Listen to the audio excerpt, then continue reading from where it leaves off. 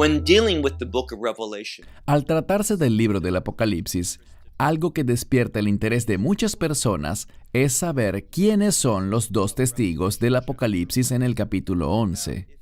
Ahora, si estás viendo este video creyendo que voy a decirte quiénes son, yo nunca haría tal cosa, porque la Biblia no revela quiénes son.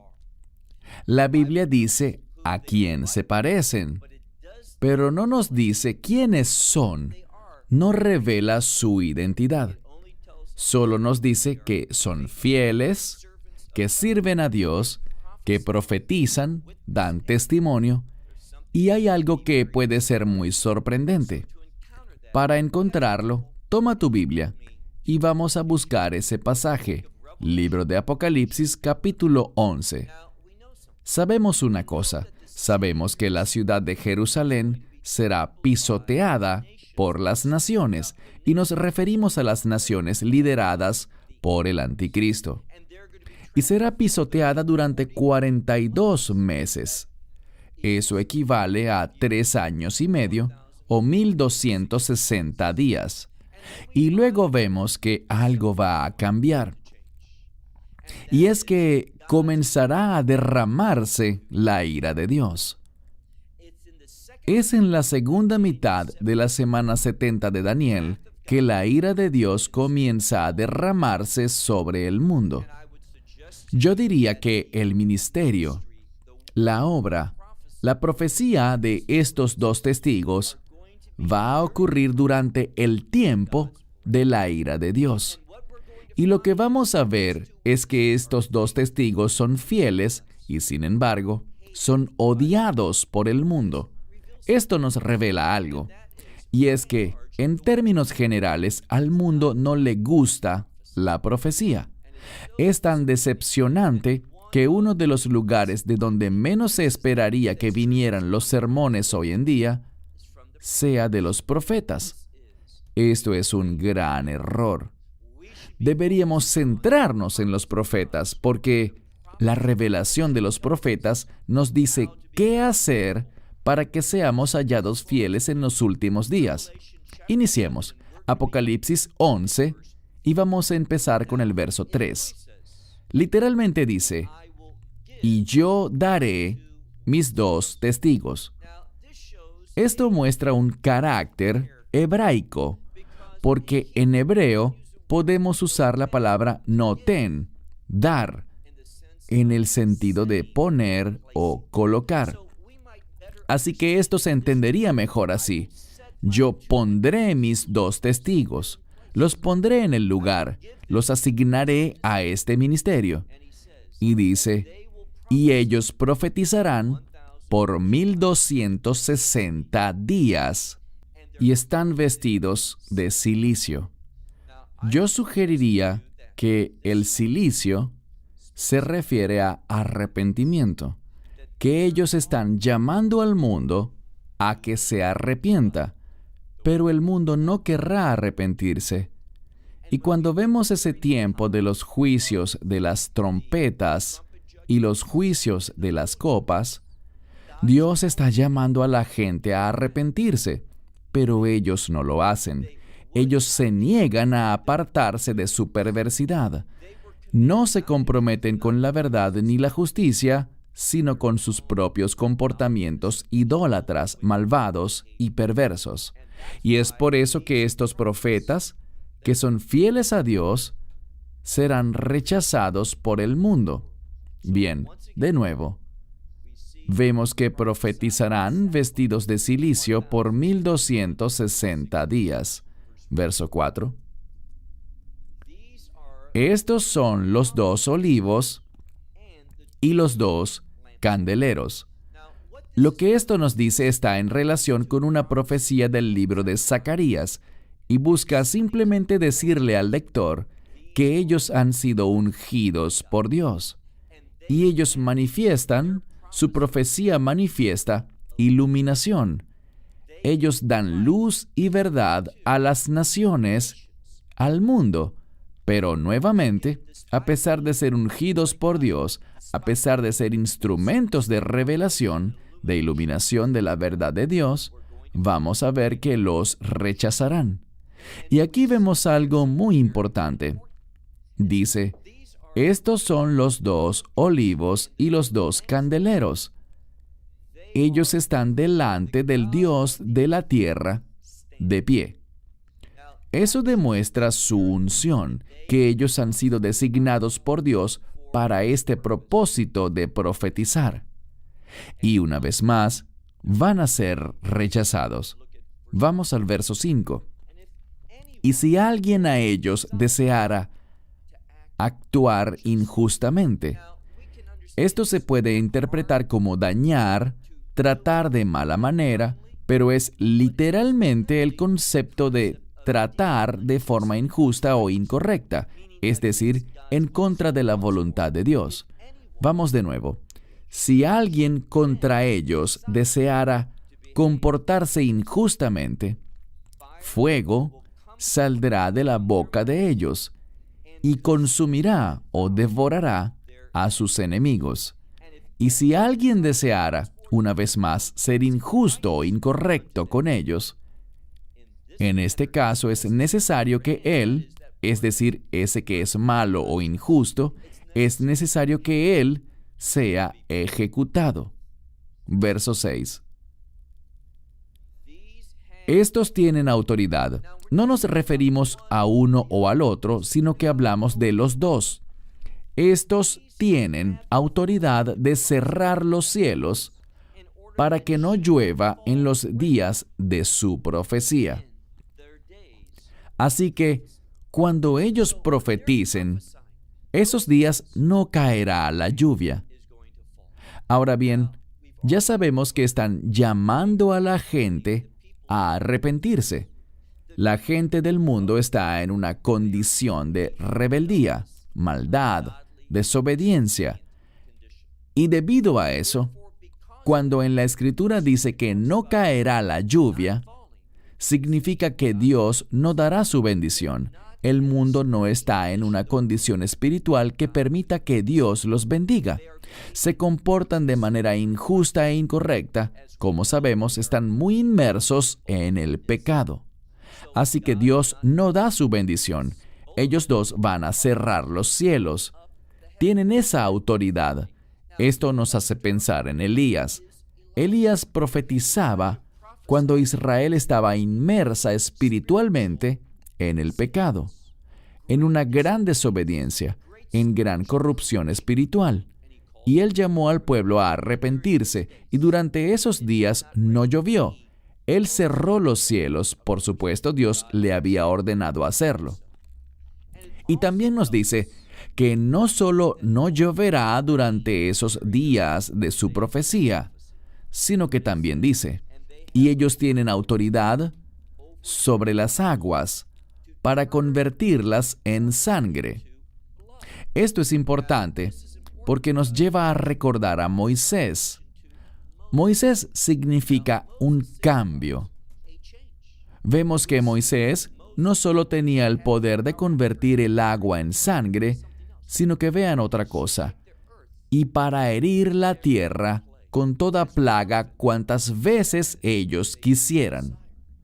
Así que estos dos testigos cierran los cielos como Elías, y también tienen el poder de convertir el agua en sangre, y también de herir la tierra tantas veces como quisieran con plagas. ¿Recuerdan? Durante la obra de Moisés, hubo esas 10 plagas que azotaron a Egipto. Y este es el asunto importante. Todo esto eran preparativos para la redención de Israel. Y eso es lo que está anunciando ahora. De la misma manera que Elías, ese profeta de Dios, fue llamado para que pudiera ocurrir un cambio en el pueblo, y lo hizo cuando les dijo, no pueden ser bendecidos por Dios en esta condición espiritual. ¿Por qué? Porque cayeron en idolatría, se servían a sí mismos y seguían a ídolos, en lugar de servirle a Dios y seguir la verdad. Moisés anuncia una redención por venir, y esto es lo que el pueblo de Dios debería esperar también en los últimos días. Así que tienen la autoridad de herir la tierra con toda plaga, tantas veces como ellos quieran. Verso 7. Y cuando ellos hayan acabado su testimonio, ¿qué sucederá? Solo cuando ellos hayan acabado, vemos que pasa algo. Luego habla aquí de una bestia, y se trata de ese imperio malvado, el imperio del anticristo.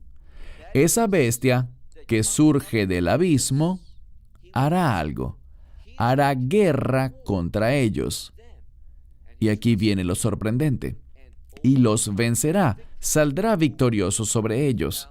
Esto es importante porque en la mayoría de las historias queremos que los buenos resulten victoriosos, que derroten a sus enemigos, pero esto no sucederá en este mundo. Más bien los buenos serán derrotados, van a ser vencidos. Ellos no van a experimentar la victoria en el corto plazo. Ellos van a ir a la batalla y la perderán. Seguimos leyendo. No solo van a ser derrotados, sino que también dice que esa bestia, ese imperio, los matará. Verso 8. Y sus cuerpos sobre las calles de esa gran ciudad. ¿Qué ciudad? La cual es llamada espiritualmente Sodoma y Egipto. Uno pensaría en Sodoma y Gomorra, pero aquí dice Sodoma y Egipto. Ahora bien, Sodoma se refiere a un gran pecado, una abominación, y Egipto se refiere al mundo. Y aunque él llama a esta gran ciudad Sodoma y Egipto, sabemos que estamos hablando de Jerusalén. ¿Por qué? Dice, donde también nuestro Señor fue crucificado. Él fue crucificado en Jerusalén, así que eso describe la condición deplorable y pecaminosa de la ciudad santa de Jerusalén. Pero aún así, del mismo modo que Israel, según escritos judíos, Israel y Egipto habían caído espiritualmente en una gran corrupción moral, perversidad a nivel espiritual, muy alejados de Dios, casi hasta el punto de ser reprobados. Pero entonces, en el último momento, Dios los redimió. Y eso es lo que Dios hará con los hijos de Israel en los últimos días. Principalmente, esto no es para los creyentes. Cuando estos dos testigos hablen, el rapto ya habrá sucedido. Les he comentado que la ira de Dios será derramada en medio de su testimonio.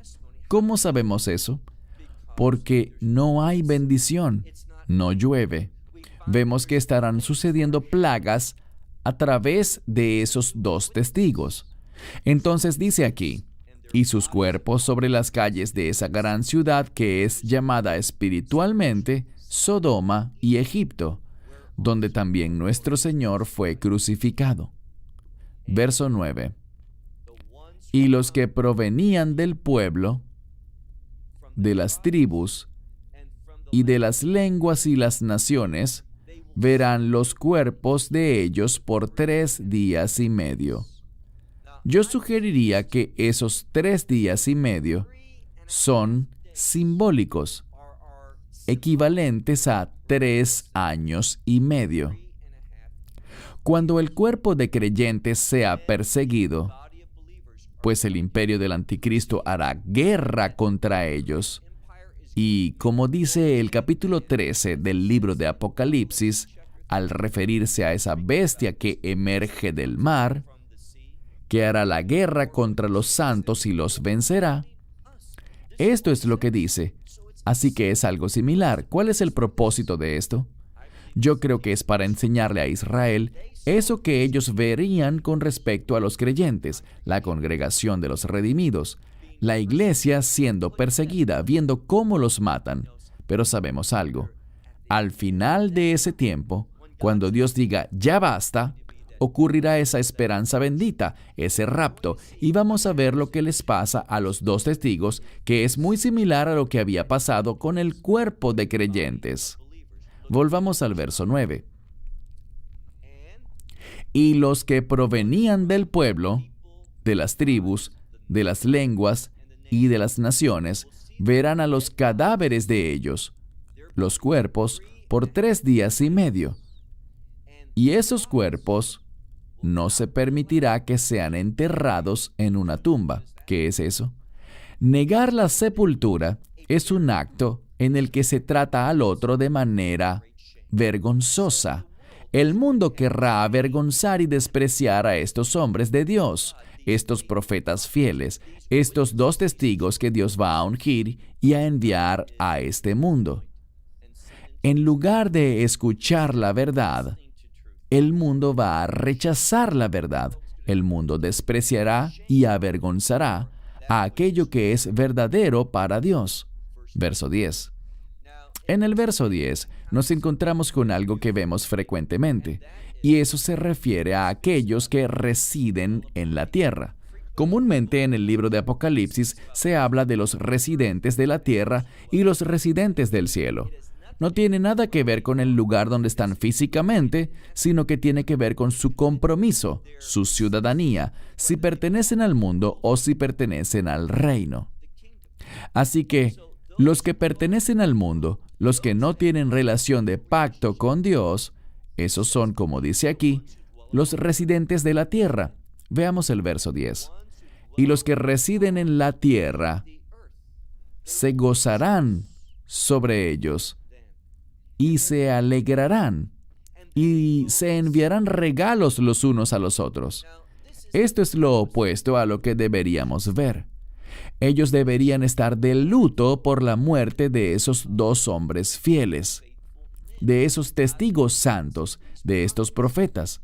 Pero ¿qué es lo que hacen? Eso de dar regalos los unos a los otros, ¿a qué nos recuerda? Eso mismo, Purim. Eso que está escrito en el libro de Esther. Lo que se habla en el libro de Esther acerca de la victoria del pueblo de Dios. Se envían regalos unos a otros. Aquí es lo opuesto. Es por la presunta derrota de estos 2 testigos, los testigos de Dios, sus profetas, que ellos se envían regalos unos a otros. Eso es justo lo que no se debe hacer según los principios de la verdad bíblica. Así que ellos enviarán regalos los unos a los otros, y se gozarán y se alegrarán. Veamos ahora el final del verso 10. Porque estos 2 profetas, ¿qué hacían? Decían la verdad, pero ¿qué pensaba el mundo de eso? Estos 2 profetas atormentaban, ¿a quién? A los que residen en la tierra. Eso solo nos revela que los que pertenecen al mundo van a odiar la profecía. Verso 11. Y después de estos 3 días y medio, ¿qué pasará? El Espíritu viviente enviado de Dios entrará en ellos, y ellos se levantarán sobre sus pies.